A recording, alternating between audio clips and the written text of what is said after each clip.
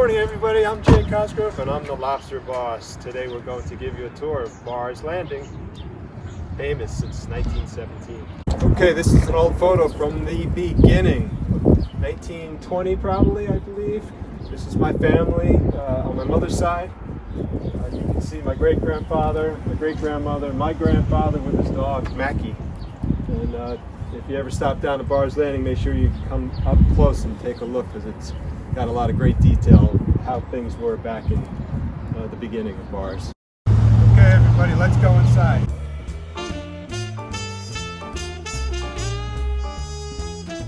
Okay, so I'm standing in the original boathouse. It was built in the 1880s. It was a floating barge.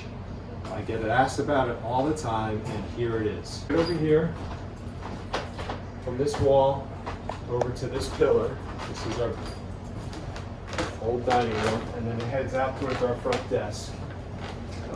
And it was a two-story barge that floated, and they would turn it in the breeze. Over the years, because of storms and the way the river flows here, they've lifted it up on pilings to the level that it is now. Quick family tree that spans over 104 years.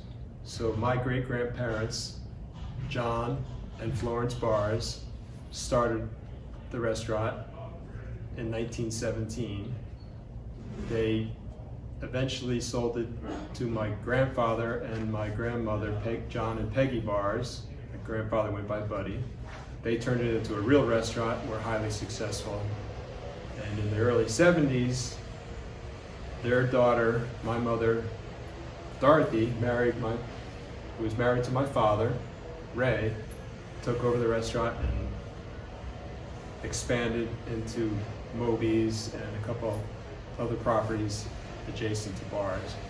And I became the owner recently, actually, with my wife, Becky. So I am the fourth generation, and we'll see who's next.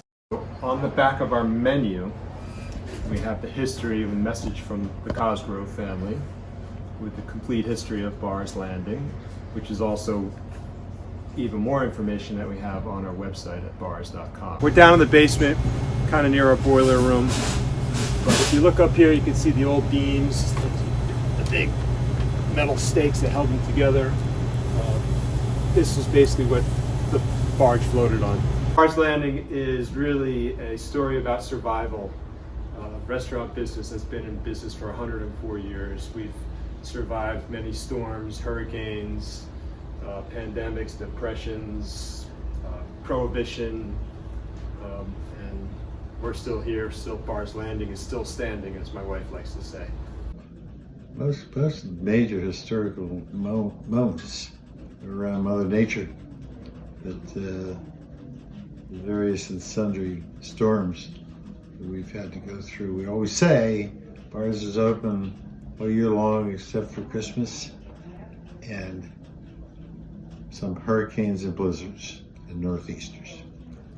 And they're the historical moments, particularly the last big one, Sandy, where we had to rebuild and reinforce this boathouse restaurant, redo our marina. And since then, business has gone up a lot. Thanks to the hard work of our crew here. The best part of the whole story is they did not expect to be in the restaurant business. They came, bought the barge. It was basically a boat rental business with bait and tackle, rooms for rent, and they would serve breakfast. Weren't expecting to be a full-on dinner, seafood dinner house.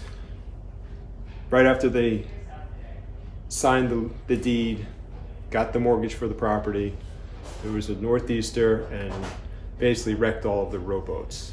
They were in the rowboat rental business down the street on Miller Street for 4 or 5 summers, and they brought everything over to Two Bay Avenue, and as soon as they did it, boats got wrecked. Didn't have enough money to fix up all the boats, so my great-grandfather and great-grandmother were excellent cooks, and they made what is now our famous clam chowder to get everything going, and the rest was history.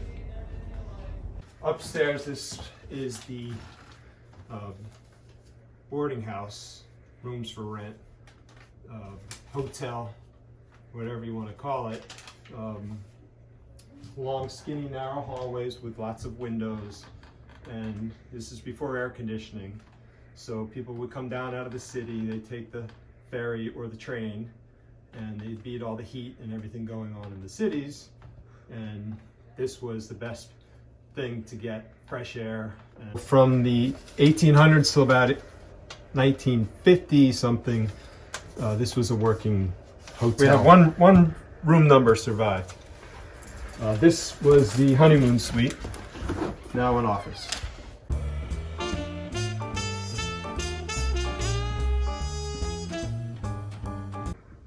Mailed back to Bahrs.